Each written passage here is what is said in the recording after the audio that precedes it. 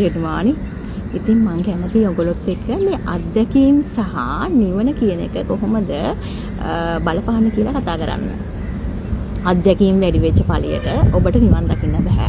හැබැයි ඔබ අත්දැකීම් වලට අවදි වුණා නම් අත්දැකීම් වලට ඔබ සිහියෙන් සතියෙන් අවදියෙන් හිටියා නම් ඔබ නිවන් දකිනවා.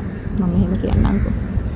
හිඟන දරුවෙක් ඉන්නවා. එයා පාරේ හැමදාම අවුවට වැස්සට දුක් විඳලා එයාට ඒ දුක හුරු වෙනවා. එයාට ඒක දුකක් නෙවෙයි. එයාට තමයි දුක සැපක් වෙන්නත් පුළුවන්.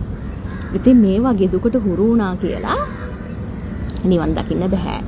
ඔබ දෛනික ජීවිතයේ අවුරුදු ගාණක් මේ සිතේ ස්වභාවය අවදියෙන් බැලුවා නම් මේ සිත හැම වෙලේම ඔබ මඩව පොලේ ගගහ කරකෝ ඔයාව රස්යාදු කරන විදිය ඔබ අවදිමත්ව දැක්කනම් සතියෙන් සිහියෙන් දැක්කනම් අවුරුදු ගාණක් යනකොට ඔයාට මොකද වෙන්නේ?